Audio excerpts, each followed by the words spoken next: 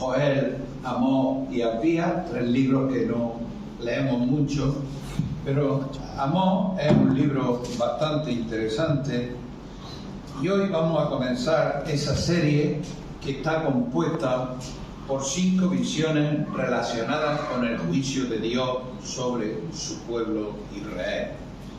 Después de la tercera visión hay un paréntesis histórico, una preciosa narración sobre el encuentro que tuvo Amós con el sacerdote de Betel.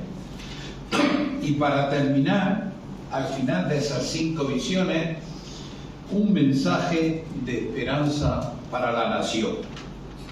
Las 5 visiones son la visión de las langostas en el capítulo 7 de Amós, los versículos del 1 al 3, la visión del fuego, versículos del 4 al 6, la visión de la plomada, versículos del 7 al 9, después viene ese paréntesis que hemos dicho, ese paréntesis histórico que se encuentra en el capítulo 7, versículos del 10 al 17.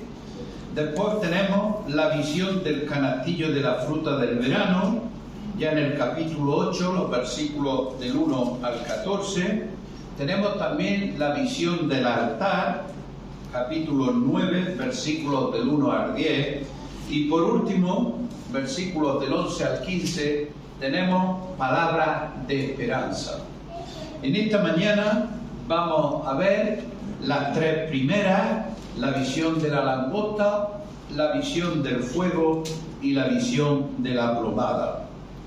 Y nos tenemos que hacer, y yo me hice estas preguntas: ¿cuándo recibió Amós estas visiones? ¿Mientras dormía?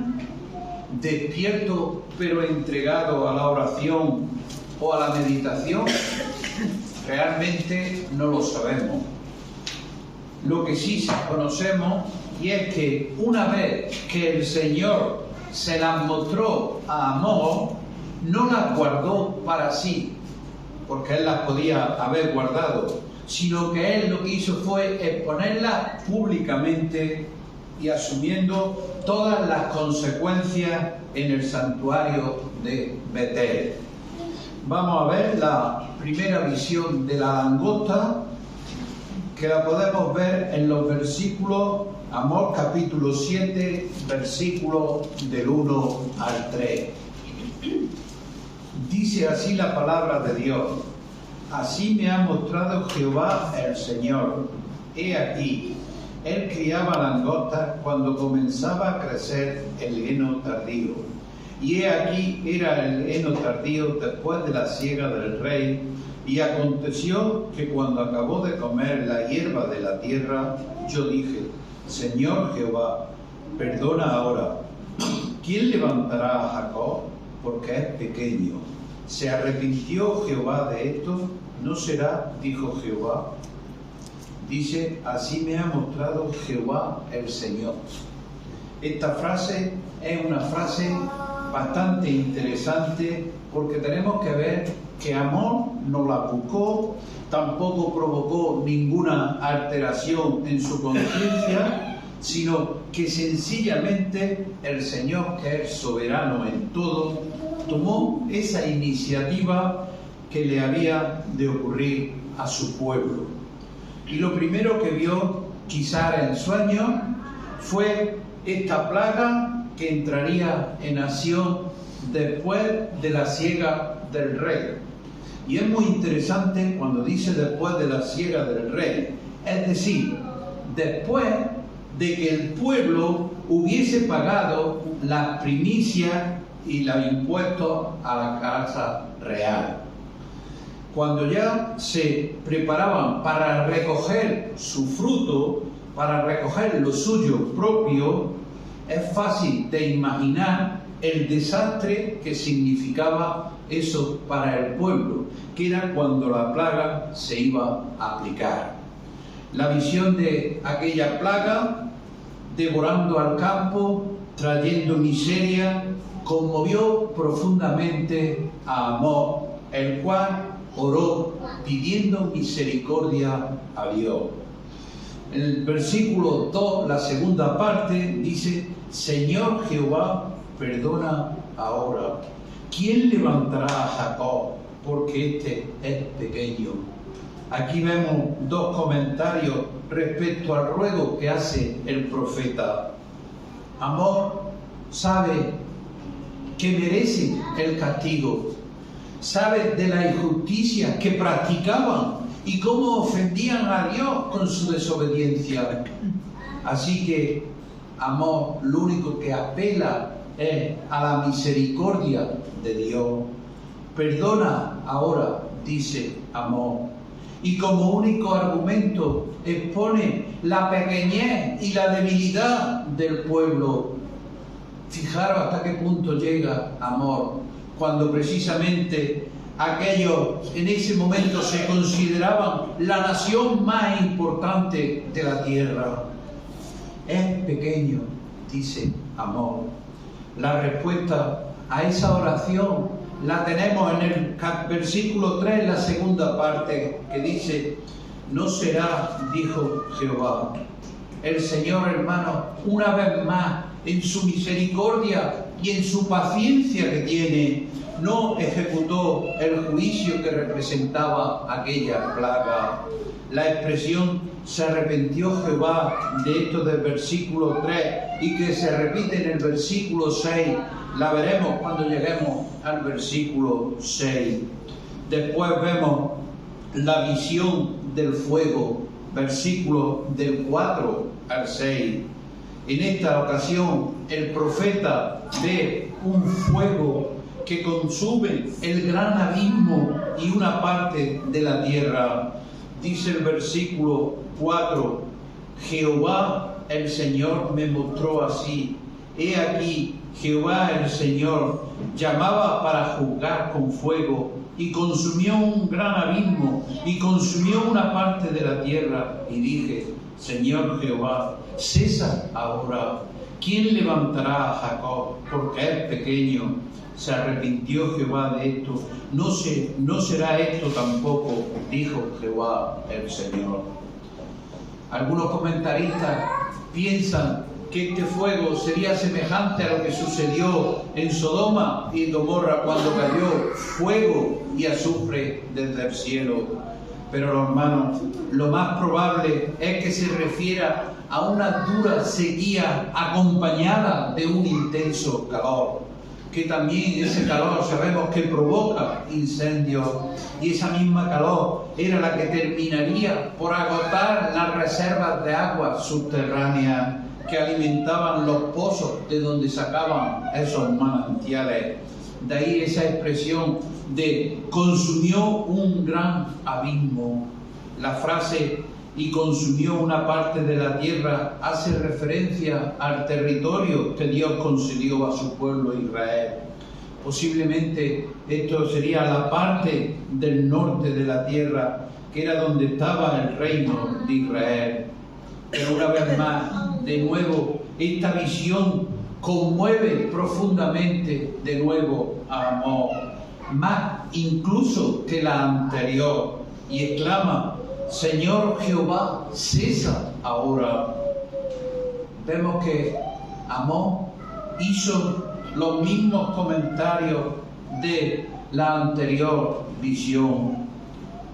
Amós sabía que no merecían el castigo, que de nuevo apela a la misericordia y a la paciencia de Dios, y como único argumento vuelve a decir lo mismo: pequeñez o debilidad del pueblo.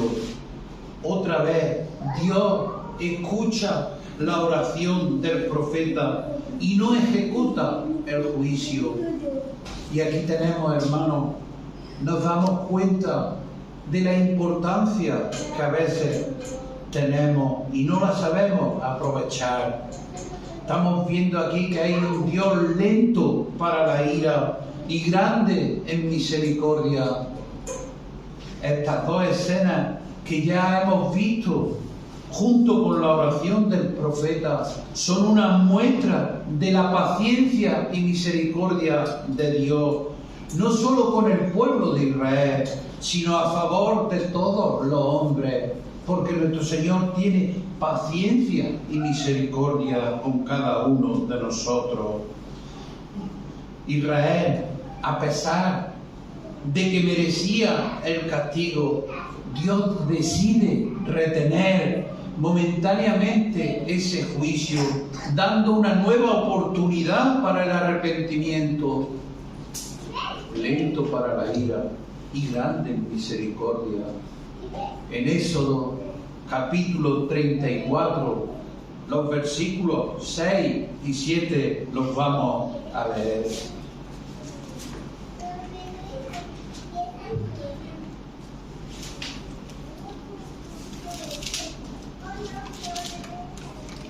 Dice así la palabra de Dios en Éxodo 34, los versículos 6 y 7.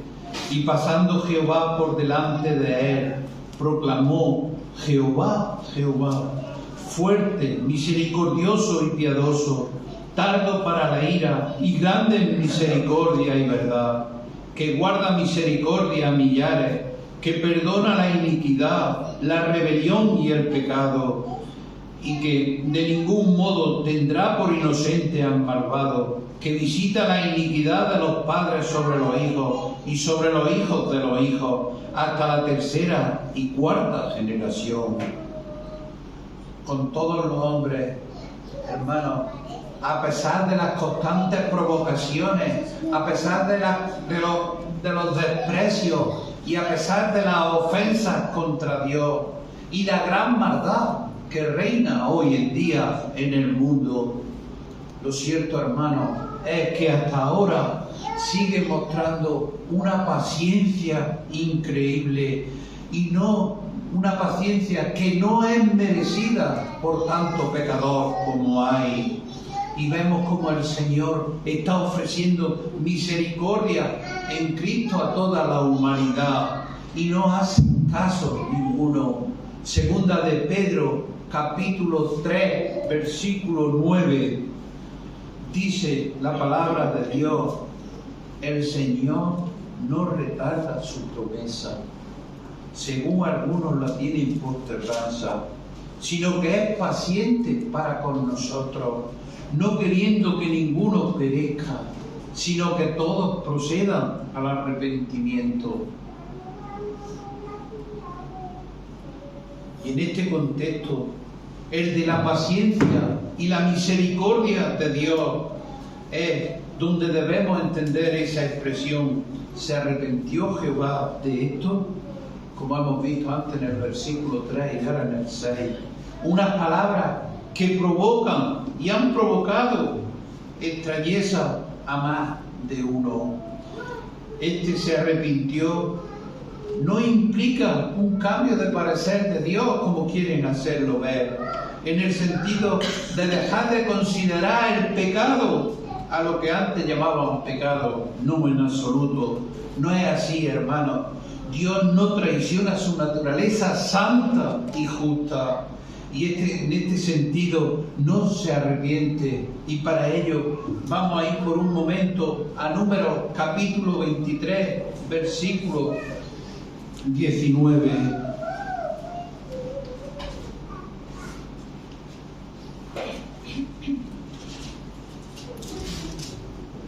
Dios no es hombre para que mienta, ni hijo de hombre para que se arrepienta. Él dijo y no hará, habló y no lo ejecutará.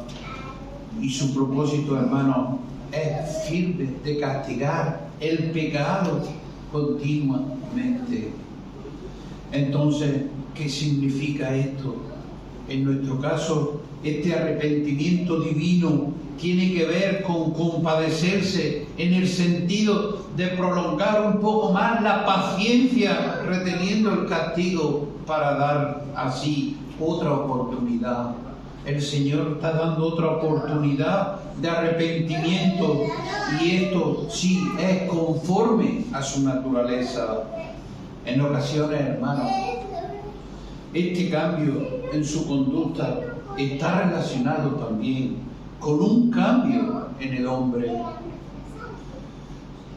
Y este principio queda bien expresado en el siguiente texto, Jeremías capítulo 18, los versículos del 7 al 10. Jeremías capítulo 18, versículo 7 dice, en un instante hablaré contra pueblo y contra reino, para arrancar y derribar y destruir. Pero si esos pueblos se convirtieren de su maldad contra la cual hablé, yo me arrepentiré del mal que había pensado hacerles, y en un instante hablaré de la gente y del reino, para edificar y para plantar. Pero si hiciere lo malo delante de mis ojos, no oyendo mi voz, me arrepentiré del bien que había determinado hacerle. Hermano, pero esta escena no solo nos invitan a reflexionar sobre la paciencia y sobre la misericordia del Dios frente al mundo, sino que también en la vida de cada uno de nosotros como creyentes tenemos que responder con agradecimiento y obediencia a nuestro Dios, como dice el Salmo 103, los versículos del 8 al 11. Sí, hermano, agradecimiento y obediencia a nuestro Dios. Dice el Salmo 103, versículo 8, misericordioso y clemente es Jehová, lento para la ira y grande en misericordia, no contenderá para siempre, ni para siempre guardará el enojo. No ha hecho con nosotros conforme a nuestras iniquidades, sino ha pagado conforme a nuestros pecados, porque como la altura de los cielos sobre la tierra, agradeció su misericordia sobre los que le temen. ¿Cuántas torpezas hay aún en nuestra vida? ¿Cuántas veces hemos dudado de su amor por nosotros? E incluso le hemos culpado de nuestras desgracias alguna vez. Aunque, hermanos, la realidad son consecuencias de nuestros propios actos, no de Dios, sino de nuestros propios actos. Sin embargo, como tenemos un Padre que es amoroso, nos corrige, nos levanta y nos restaura, una vez solo no, una y otra vez nos está levantando y restaurando. También, hermano, amor es ese ejemplo, un hombre que a pesar de aborrecer profundamente el pecado como lo aborrecía y todo lo que estaba viendo a su alrededor, tiene misericordia de las personas e intercede a favor de ellas. Un ejemplo más. Y la pregunta que yo me hice y la que quiero hacer a vosotros: ¿seríamos capaces de nosotros actuar como actuó Él? Pues sí, hermano, ese debe de ser nuestro comportamiento. Esa es la clase de corazón que debemos de cultivar cada día, cada uno de nosotros. Y aquí también vemos cómo el Señor responde a la oración eficaz de un profeta que fue justo. Y vemos como 2 veces que intercedió amor a favor de Israel. Las 2 veces el Señor escuchó su oración. 2 veces escuchó su oración. A veces pensamos en una oración que para que sea atendida por Dios tendría que ser algo muy especial, algo que está muy bien elaborada, tener palabras hermosas y ser una oración larga. Qué equivocados estamos, hermano. Estamos equivocados. ¿Y cuántas bendiciones estamos perdiendo? Porque aquí lo que estamos viendo es precisamente todo lo contrario. Dos oraciones sencillas, espontáneas, pero nacidas de un corazón que ama a Dios y a su prójimo. Como dice Santiago, la oración eficaz del justo puede mucho. Santiago capítulo 5, versículo 16, todos lo sabemos de memoria. Confesaos vuestras ofensas unos a otros y orad unos por otros para que seáis sanados. La oración eficaz del justo puede mucho. ¿Y quién es este justo cuya oración es eficaz y tiene poder? ¿Se trata de un grupo especial dentro de la iglesia? No, hermano. Uno a otro. Y orar uno por otro. Se refiere al conjunto de creyentes, no a un grupo reducido. Sin embargo, hay que decirlo también, debe de haber una cualidad especial. Los justos aquí son aquellos que una vez que se han convertido al Señor, ordenan sus vidas conforme a la palabra de Dios. Dan evidencia de una vida transformada por medio de la justificación de la fe, como también Santiago capítulo 2, versículos 22 y 23. Viven en comunión con Dios, como Timoteo Primera de Timoteo capítulo 2, versículo 8, donde dice que los hombres oren en todo lugar. Y cuando dice hombre, estoy refiriendo a hombres y mujeres. Y otra cualidad de la oración eficaz, la que tiene que ver con la intimidad y comunión con Dios. Por tanto, a la sujeción voluntaria de su voluntad. A la voluntad de nuestro Dios, no a la voluntad mía, como a veces hacemos. Toda oración, hermano, está sujeta a la soberanía de Dios. Por ello, Jesús enseña a sus discípulos a mirar a Dios primeramente. Lucas capítulo 11, versículo 2, donde tenemos el Padre nuestro, y que dice, hágase su voluntad.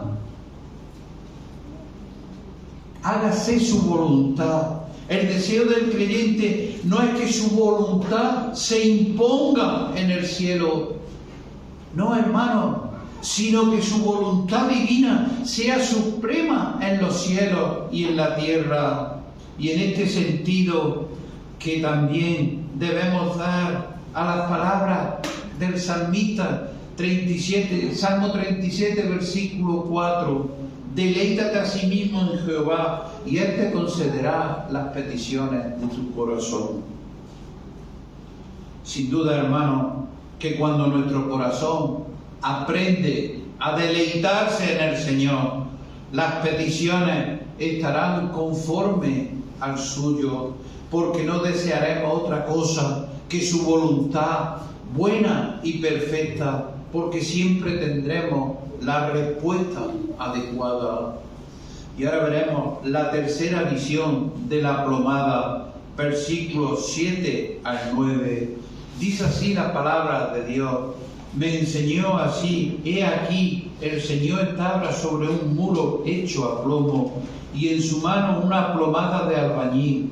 Jehová entonces me dijo, ¿qué ves, Amós? Y dije, una plomada de albañil. Y el Señor dijo, he aquí, yo pongo plomada de albañil en medio de mi pueblo Israel. No lo toleraré más. Los lugares altos de Isaac serán destruidos y los santuarios de Israel serán asolados. Y me levantaré con espada sobre la casa de Jeroboam.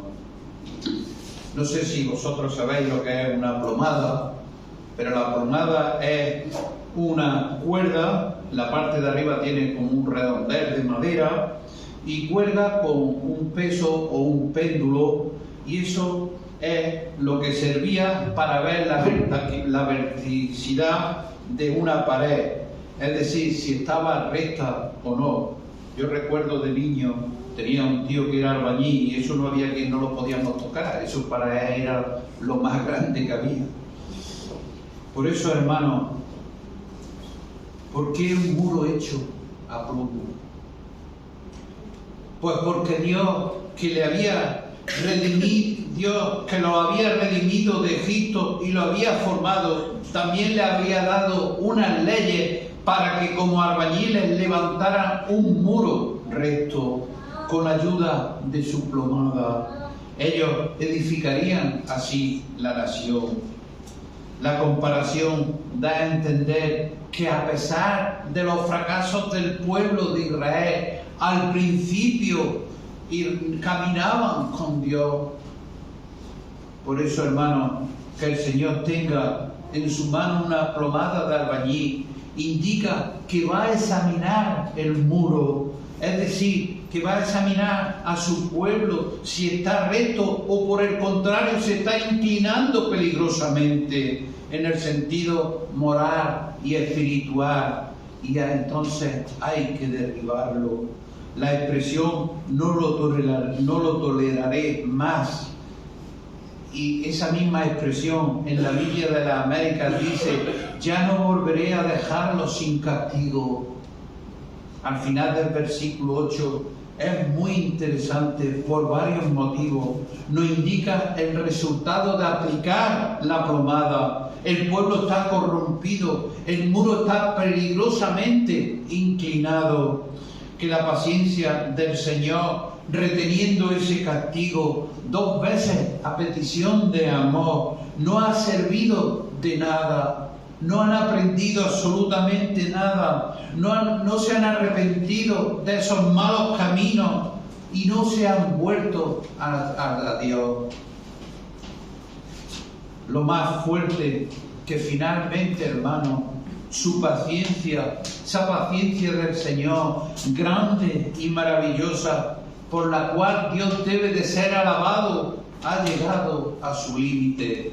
Como decimos, el vaso de la paciencia ya se ha colmado, ya se ha rebosado.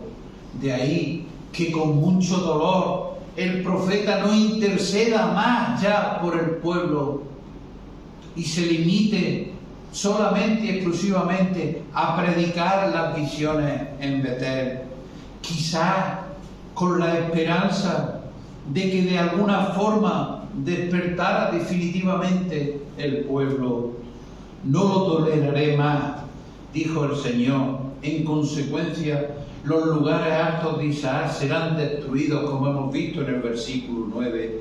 Hace referencia a los altares que se construían en las colinas o en los montículos artificiales y de donde el pueblo ofrecía sacrificios tanto a los ídolos como a Dios.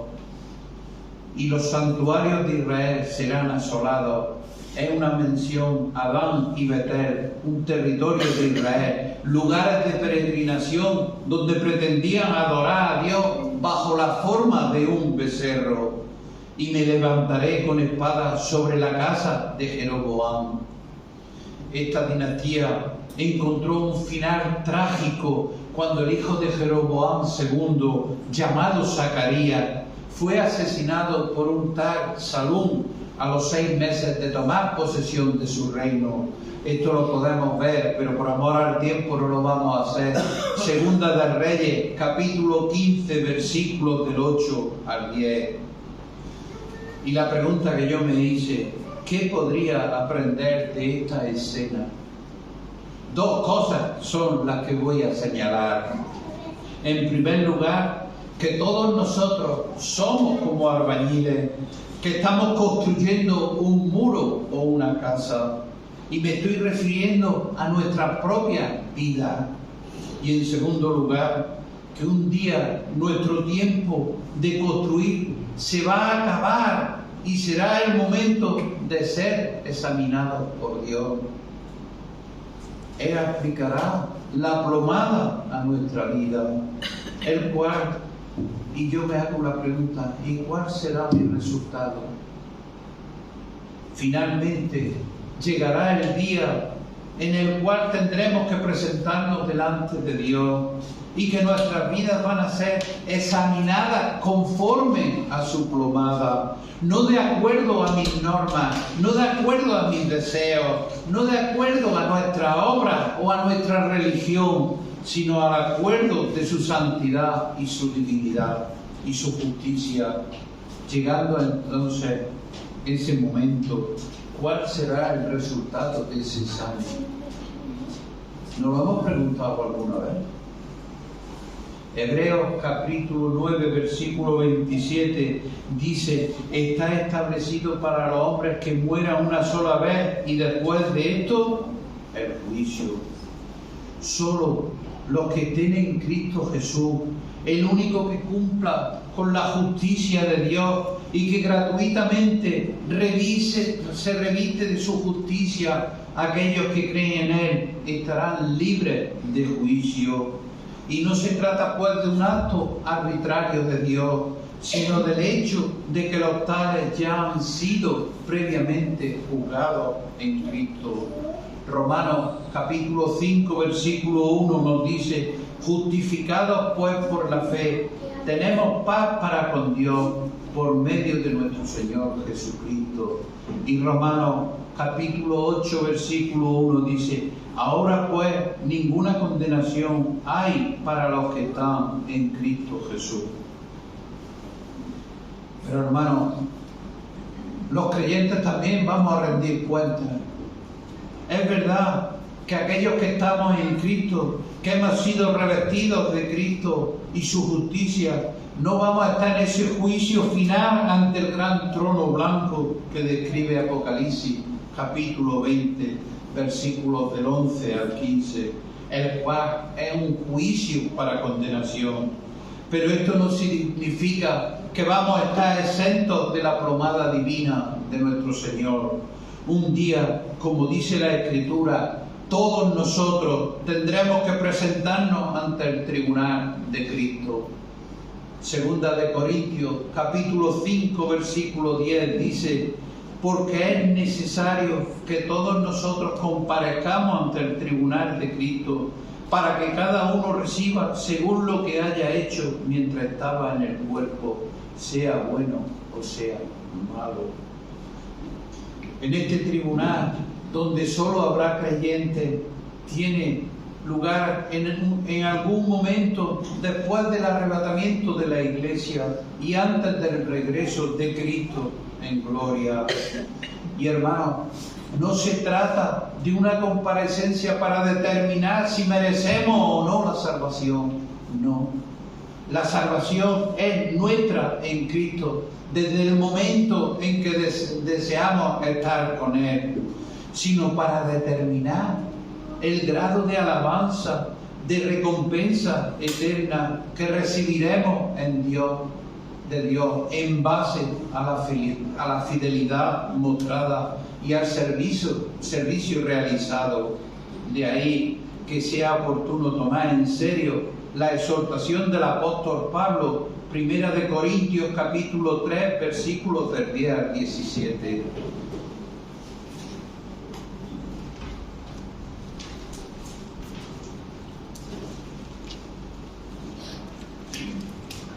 Dice así la palabra de Dios: conforme a la gracia de Dios que me ha sido dada, yo como perito arquitecto puse el fundamento y otro edifica encima, pero cada uno mire cómo sobreedifica, porque nadie puede poner otro fundamento en el que está puesto, el cual es Jesucristo. Y si sobre este fundamento alguno edificare oro, plata, piedras preciosas, madera, heno, hojarasca, la obra de cada uno se hará manifiesta, porque el día se declarará, pues por el fuego será revelada, y la obra de cada uno, cual sea el fuego, la probará.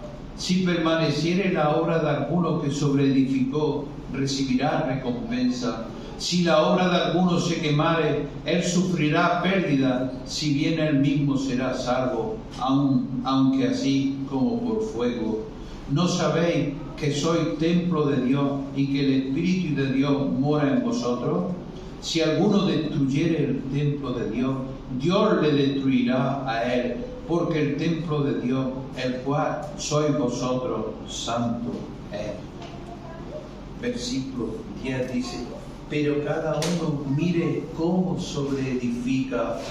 Debemos, por tanto, hermanos, ser cuidadosos y diligentes con el cómo y cómo edificamos nuestra vida y también en la obra de Dios. Son cosas importantes. Y por último, ¿cuál es la plomada que Dios nos ha dejado? Nos ha dejado una plomada para edificar con sabiduría nuestras vidas y la obra de Dios. Y esa plomada es la palabra de Dios, la Biblia, hermano. Es la plomada que tenemos nosotros. Es bajo la luz y la dirección. Y debemos construir nuestra vida y servir al Señor con ese único propósito. No renunciemos, hermanos, al privilegio que tenemos como hijos de Dios de que las Escrituras nos las apliquen constantemente, y cuando sea aplicada es para corregirnos lo defectuoso que tenemos y vivir agradando a Dios. Es lo que tenemos que hacer, corregirnos poco a poco en todos los defectos que tenemos y vivir agradando a Dios. Para terminar, voy a terminar con 2 versículos. Segunda de Timoteo, capítulo 3, versículos 16 y 17. Toda la Escritura es inspirada por Dios y útil para enseñar, para redarguir, para corregir y para instruir en justicia, a fin de que el hombre de Dios sea perfecto, enteramente preparado para la buena obra. Y Hebreos capítulo 4, versículo 12, porque la palabra de Dios es viva y eficaz, y más cortante que toda espada de 2 filos, penetra hasta partir el alma y del espíritu, las coyunturas y los tuétanos, y discierne los pensamientos y las intenciones del corazón. Pues, hermanos, que el Señor nos ayude a cada uno de nosotros a tener esa plomada recta en nuestras vidas y no inclinada, porque si la plomada es recta, estamos agradando a nuestro Señor diariamente. Porque el Señor bendiga su palabra. Bueno, pues